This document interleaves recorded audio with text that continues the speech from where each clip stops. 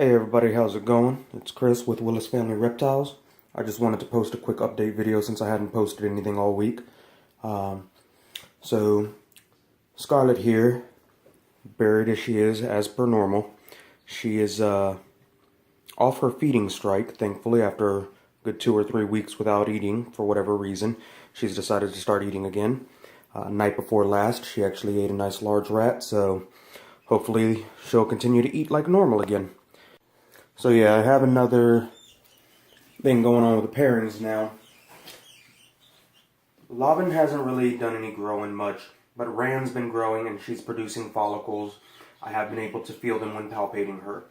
My problem is that Heimdall here, I've had a questionable courting with him, but I haven't had any actual confirmed locks at all. So, he's in shed right now. But yeah, I'm actually a little upset at the fact that I haven't been able to confirm whether or not there's been any locks. So, I'm really hoping that there will be, and that there has been.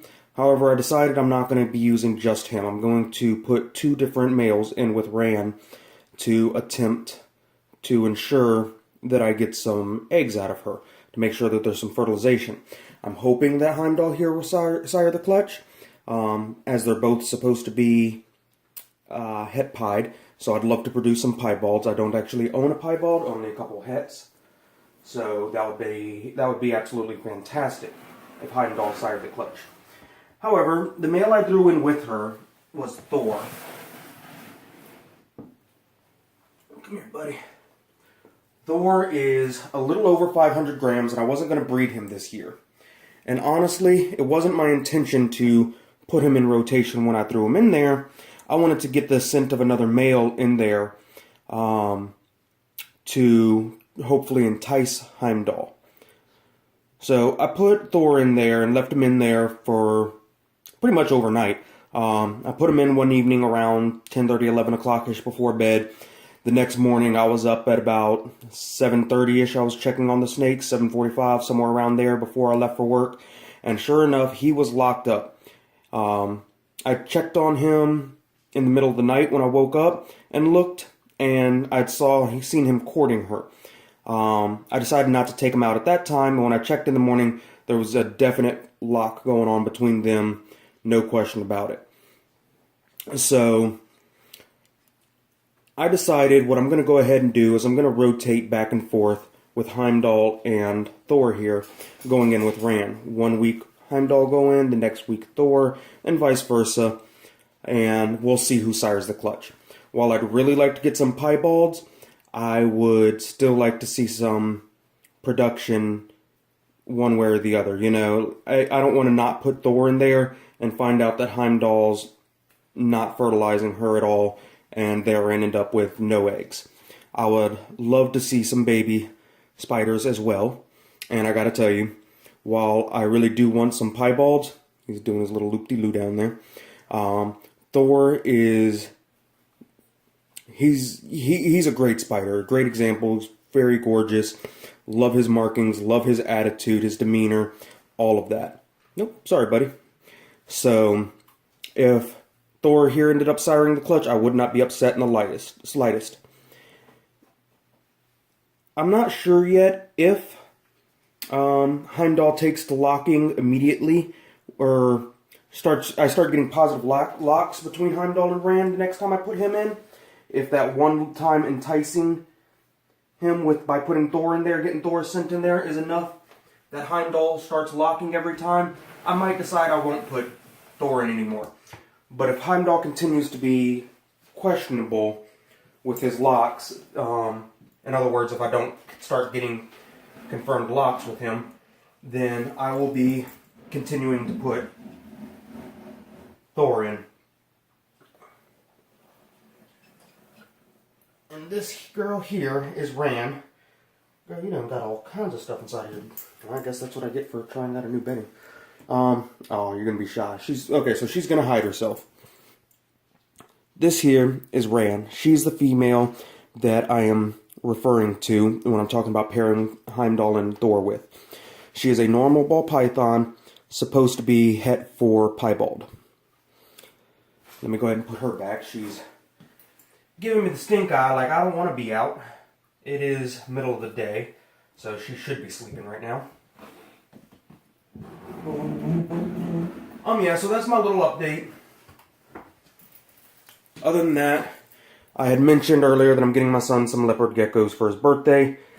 We're going to be picking them up Sunday. His actual birthday is Monday. I saw online where a guy used these Sterilite modular tubs for a rack system, and he actually had an entire rack set out, and I don't know, probably some 20, 30 different tanks.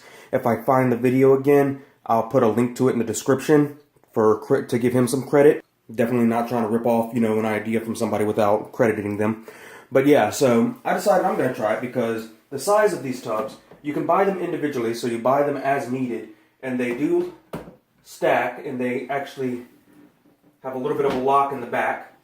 They kind of just have a little catch in the back and then sit right on the front, but they're fairly stable. The way that it's designed, you can actually get a little piece of heat tape back here, no problem. You would be able to get heat cable back there if you wanted to, or you could run it for back heat. I'm going to do underbelly because I think that that's better for reptiles. For one, getting the belly heat, and for two, the gap that's right there between, well, there's not much of a gap, but I don't want heat to be escaping. I'd rather put it under the belly and provide more heat. Picked up for the calcium and vitamins, I went with Reptiles. Been seeing a lot of good stuff about that. I might later on get some other stuff, but that's just what I'm going to be starting with. Like I said, this is for my son. As of right now, we may not even be breeding these guys. Like I said, I'll make a video on them as soon as they come in, and I give them to my son and whatnot. But the first two that I'm getting are going to be for my son, and I'm hoping that it'll be something that he takes a big interest in and wants to do a breeding project with me. So that'll be our breeding project together. These are actually going to go into his room, not stay in my snake room. But if he decides that he doesn't want to do the breeding project with me, these two will remain his.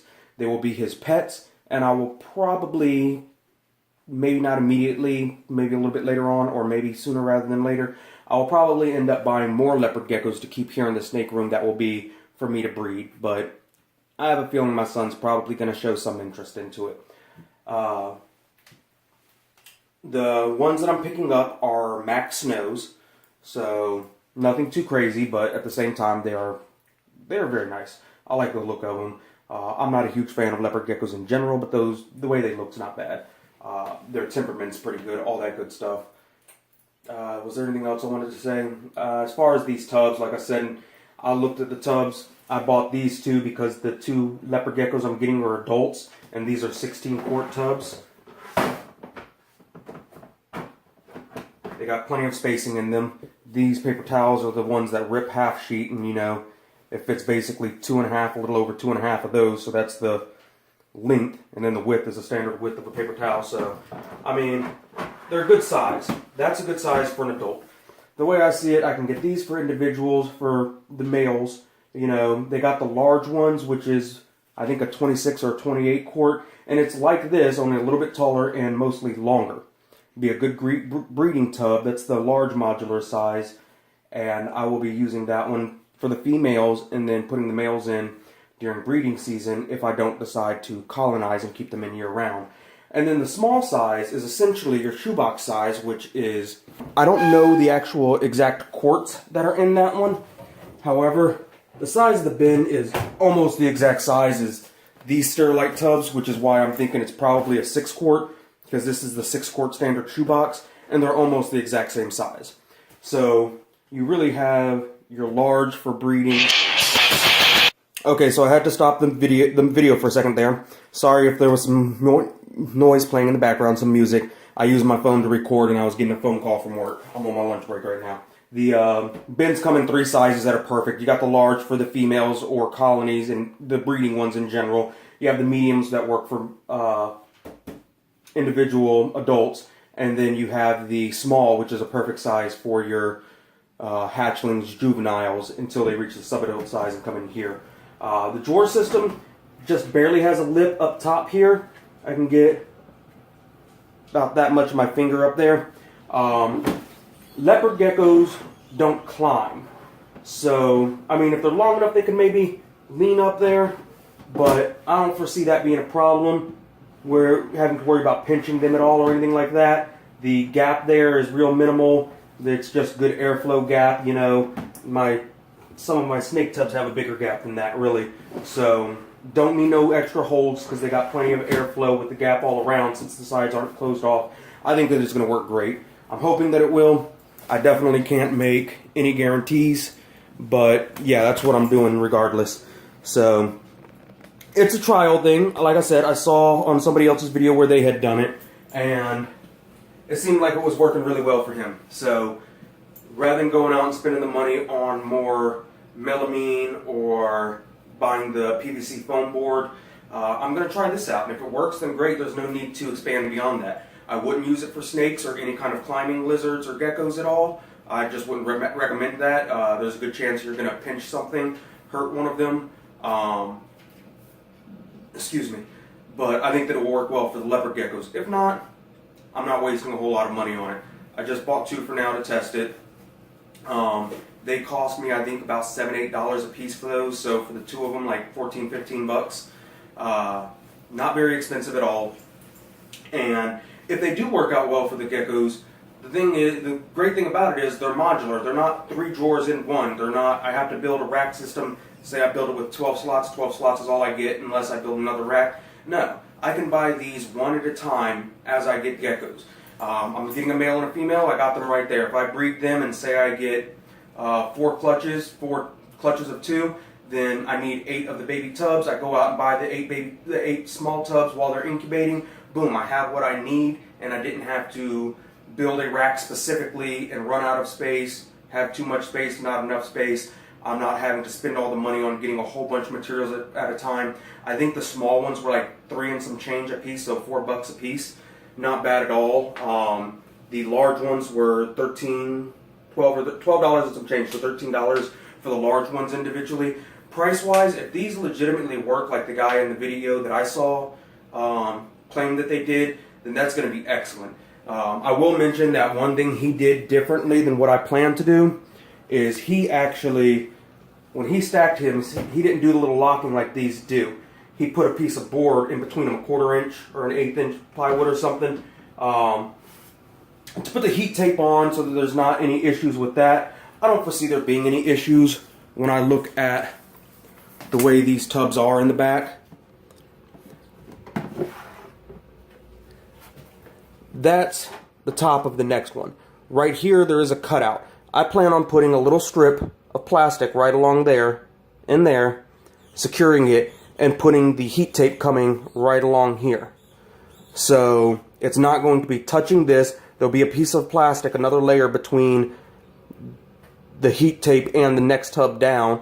And my only worry about it is if there might be too much heat, if there's heat coming from the bottom of this one, as well as if it's coming through the top. It might create it a little bit too warm right there. I'll be checking temps regularly to test that. Like I said, if it doesn't work out, I have the option of just doing some back heat as well.